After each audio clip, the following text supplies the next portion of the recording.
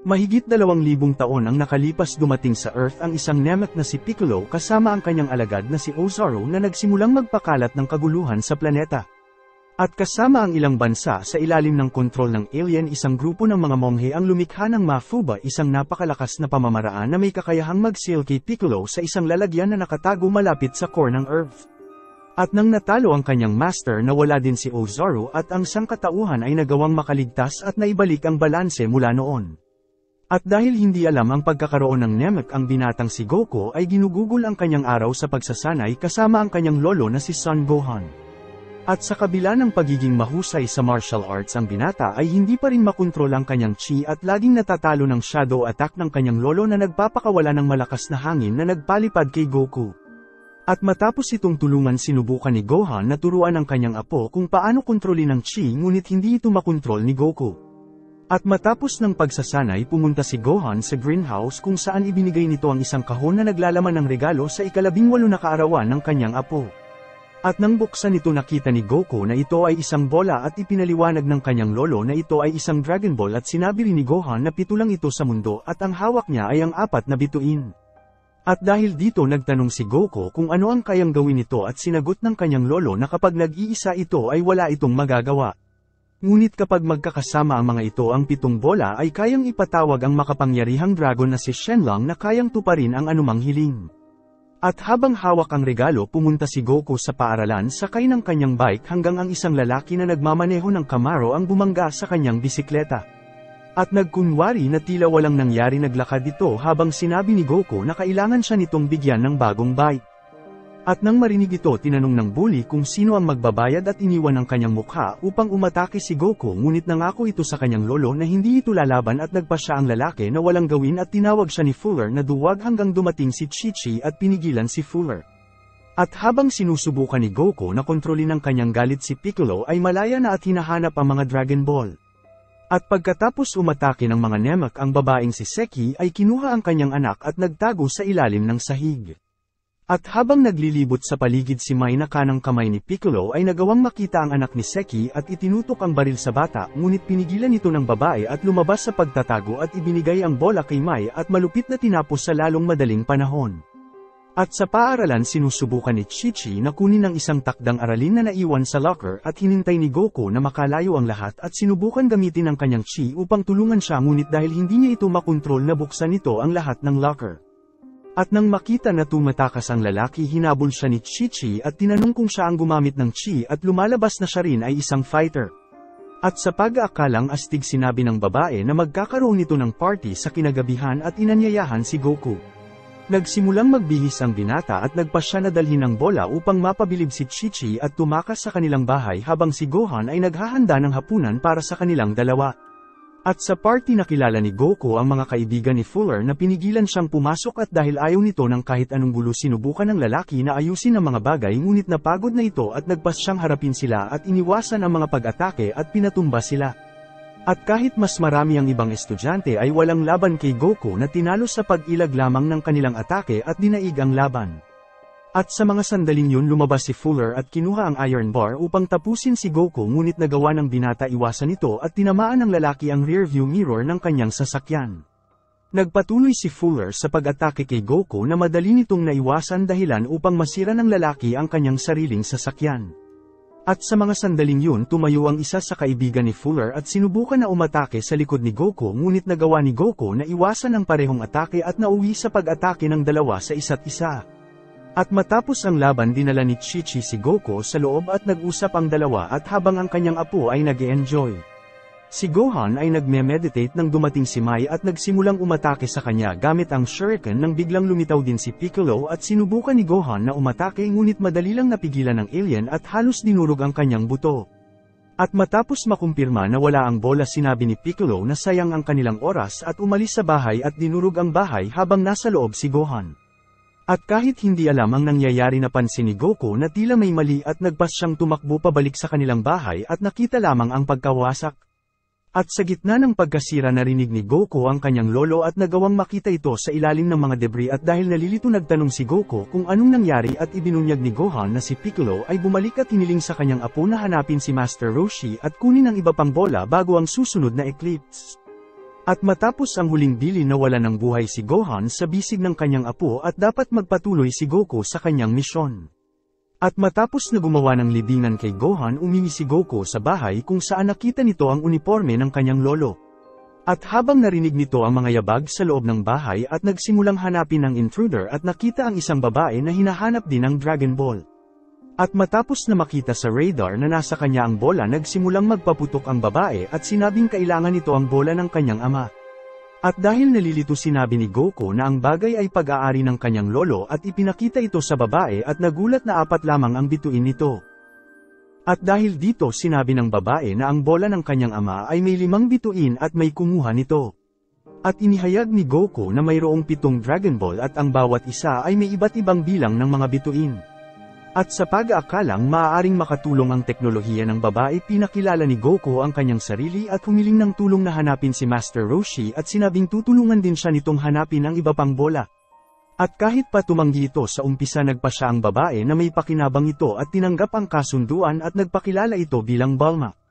At sakay ng motor nagpunta ang dalawa sa lungsod kung saan sila nagsimulang maghanap ng address ni Master Roshi. At pagkaraan ng ilang sandali sinabi ni Bulma na wala itong mahanap na kahit na ano hanggang sa tumunog ang radar at nagpapakita na mayroong Dragon Ball sa malapit. At sa pagsunod sa mga signal napunta sila sa isang bahay at nagpasya si Bulma na pumasok upang hanapin ang bola. At kasama ang batang babae pumasok din si Goku at nagsimulang maghanap hanggang sa nabangga nito ang isang estante at nahulog ang ilang pebbles.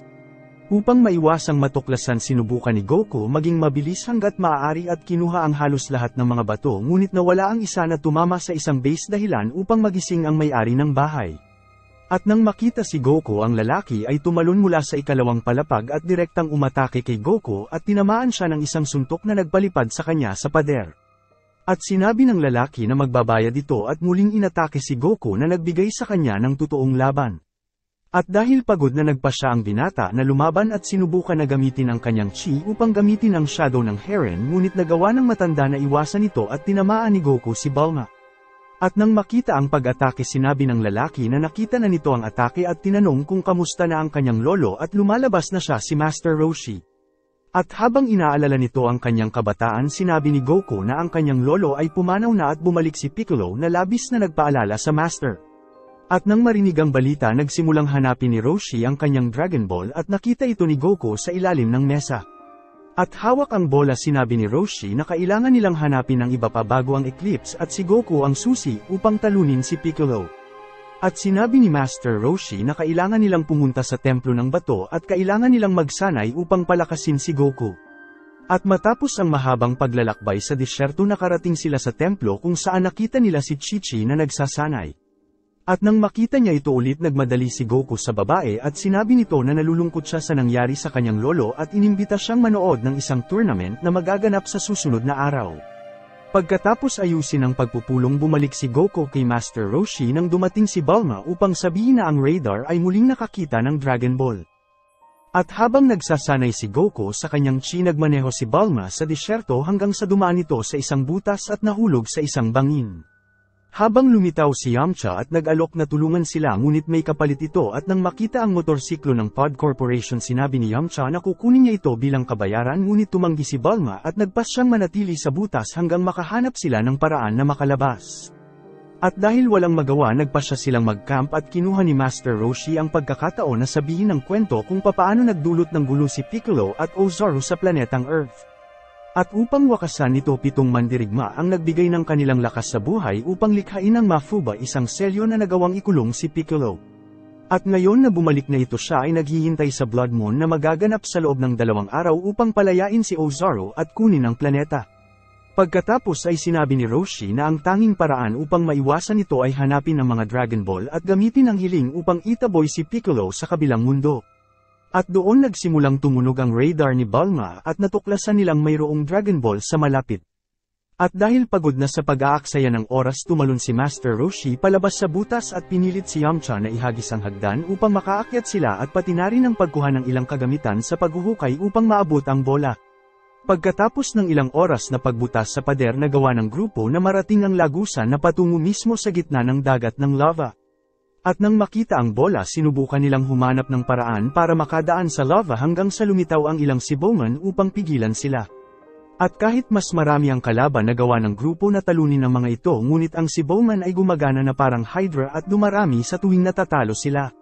At habang nakikipaglaban sa nilalang ginamit ni Master Roshi ang Kamehameha na naging sanhi upang mahulog ang Sibongan sa lava at pinigilan ito sa pagdami. At nang napagtanto nila ito siya at si Goku ay sinimulang ihagis ang lahat ng nilalang sa magma at bumuo ng isang tulay sa kabila ng nakakamatay na lawa.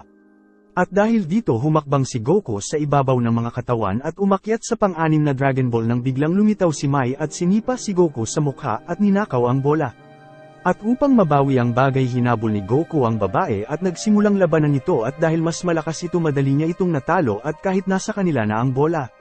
Sinabi ni Bulma na may 2 araw bago ang eclipse at wala na silang oras upang hanapin pa ang iba.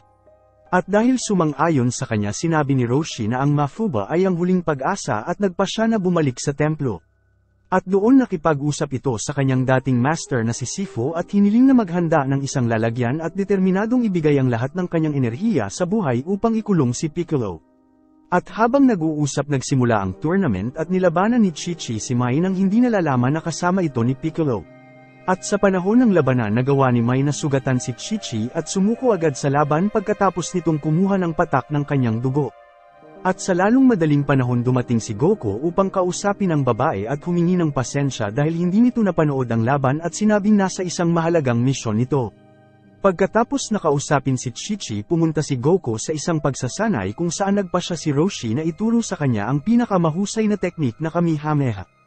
At matapos ang isang demonstrasyon sinabi ni Roshi na dapat magsanay si Goku at hiniling na mas magsanay ito hanggang sa masindihan nito ang lahat ng sulong gamit ang kanyang chi. At sa pagsisikap buong gabi sumuko si Goku at sinindihan ang mga sulong gamit ang isang kandila ngunit nahuli siya ni Chi-Chi at sinabi na isa itong pamdaraya.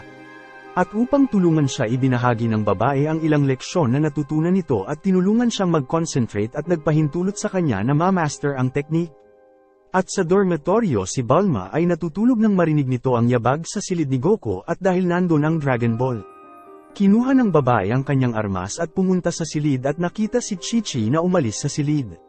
At sa oras na makilala niya ito naintindihan ni Bulma na kasama nito si Goku sa silid at ibinaba ang kanyang baril at humiling ng paumanhin at hinayaan itong umalis. At habang papalayo dumating si Goku at nakita itong kakaiba ni Bulma dahil wala ito sa silid kasama si Chi-Chi. At doon nagsimulang tumunog ang radar at napagtanto ni Bulma na ang babae ay kinuha ang mga Dragon Ball. At dahil dito nagsimulang habulin ng grupo ang Peking Chi-Chi na naghagis ng bomba sa kanilang direksyon na gumawa ng malaking apoy upang pigilan sila. At sa pag-aakalang nakaligtas ito inatake ito ng totoong Chi-Chi at habang umikot ang grupo ang 2 babae ay nagsimulang maglaban at nagpasya si Goku na tumalon sa apoy ngunit dahil pareho sila ng itsura hindi nito alam kung sinong tutulungan at pinanood lamang ito. Nang biglang bumagsak ang isa sa kanila at humiling ng tulong kay Goku na mabilis inatake ang isa ngunit tila nagkamali siya at habang nakikipaglaban ito sa totoong Chi-Chi tumayo si Mai at binaril si Goku at bumalik sa kanyang totoong anyo at tumakas. At pagkaalis ng kalaban si Bulma at ang iba ay nagtipon sa katawan ni Goku na malapit ng pumanaw at upang iligtas siya ginamit ni Roshi ang kanyang chi at naglunsad ng isang Kamehameha sa dibdib ng kanyang estudyante at naibalik ang espiritual na enerhiya ni Goku at muling nakabalik. Habang nakita ni Bulma ang radar na ang lahat ng Dragon Ball ay natipon at sinabi ni Master Roshi na bubuhayin ni Piccolo si Shenlong sa Dragon Temple. At dahil handa nang umalis nagsimulang maglakad ang grupo patungo sa sasakyan nang dumating si Master Sifu upang ibigay kay Roshi ang Mafuba receptacle.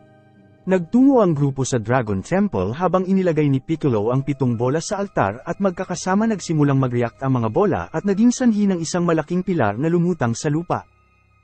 Habang si Goku ay sinuot ang lumang uniforme ng kanyang lolo at nang handa na ang lahat binago ni Yamcha ang sasakyan bilang isang lumilipad na kotse at nagsimulang lumapit sa itaas kung saan naghanda si Master Roshi ng isang Kamehameha upang pigilan ang conjuration. At sa sandaling nakita nito ang kanilang presensya naghagis si Piccolo ng isang enerhiya na bumangga sa Kamehameha at lumikha ng isang shockwave na naging sanhi ng pagbagsak ng mga Dragon Ball sa altar pati na rin ang pag-destabilize ng sasakyan dahilan upang mahulog ang grupo. At habang balak ni Piccolo harapin sila nakita ni Master Roshi ang Mafuba sa tabi nito at nagpas siyang kunin ang bagay upang ikulong ang Namek. At hinarap ang kalaban, sinabi ni Goku na matatalo nito si Ozaru at inihayag ni Piccolo na si Goku ay isang Saiyan na tinatawag na Kakarot at kapag nangyari ang eclipse siya ay magiging Ozaru at tatapusin ang kanyang mga kaibigan gamit ang kanyang sariling mga kamay. At sa mga sandaling yun tinakpa ng buwan ang araw at si Goku ay nagsimulang mag-transform at naging isang demonic na unggoy na nagsimulang habulin si Bulma at Yamcha. At habang sinamantala ang gulo, kinuha ni Roshi ang Mafuba at sinimulan ng teknik, ngunit sa huli ay nataman nito ng enerhiya ni Piccolo at bumagsak sa lupa na labis na nasugatan. At habang tumatakbo sa unggoy, nagpasya si Yamcha na manatili upang gambalahin ito at hiniling kay Bulma na magpatuloy, ngunit madali lang itong natalo. At dahil ganap na wala sa sarili, nagpatuloy si Uzero na habulin si Bulma hanggang sa pinigilan ito ni Master Roshi na sinubukang humawak sa kanyang binti. At upang lubayan siya, pinisil ni Goku ang kanyang leeg habang kinakausap nito ang kanyang estudyante, ngunit hindi ito umubra at nauwi ito sa pagkamatay ni Master Roshi. At sa loob ng Uzero, nagdalamhati si Goku sa pagkawala ng kanyang master at nagsimulang maalala ang masasayang araw at nakakuha ng sapat na lakas upang kontrolin ang transformation at bumalik sa normal. At balik sa orihinal na anyo, hinarap ng Saiyan si Piccolo na naghagis ng ilang enerhiya sa pagtatangkang tamaan siya, ngunit hindi ito pinayagan ni Goku at lumaban pabalik. At sa mahigpit na laban, ang dalawang mandirigma ay lumipad habang nagpapalitan ng suntok, ngunit ang kanilang lakas ay tila pareho. At habang pinapanood, nakita ni Mai si Bulma na halos binaril sa ulo at nagpilit sa kanya na gumulong sa tunnel, at sa gitna ng lagusan nilabas ni Bulma ang kanyang baril at nagsimulang barilin si Mai na tumakbo sa mga pader at umiiwas sa mga projectile. At dahil wala ng bala, nagkunwaring susuko si Bulma at sinabing ihahagis nito ang Dragon Ball, ngunit sa halip ay naghagis ng capsule na naging tricycle na halos tumapos kay Mai. At matapos maiwasan ang sasakyan, inatake ng babae si Bulma nang lumitaw si Yamcha mula sa likuran at binaril niya ito sa likod. At sa itaas ng templo tumayo si Goku na handang lumaban ulit at nagtipon ng maraming chi para sa huling atake. At kasama ang lahat ng kanyang enerhiya na nakakonsentre sa Kamehameha, tumalon si Goku patungo kay Piccolo at tumagos sa kapangyarihan ng kalaban at tinamaan ng alien ng malapitan. At nang matalo si Piccolo, nagtipon si Goku at ang iba pa sa katawan ni Master Roshi at nagkaroon ng ideya na gamitin ang Dragon Ball para buhayin siya. At matapos na ilagay ang Dragon Ball sa altar, ipinatawag ni Goku si Shenlong na lumitaw sa harap nila. At dahil dito, hiniling ng grupo na buhayin si Master Roshi at muling nabuhay ang matanda, dahilan upang magkalat ulit ang mga bola pagkatapos. Salamat sa panunood. Kung nagustuhan mo ito, huwag kakalimutan mag-like at subscribe para sa mga susunod pa nating movie recaps.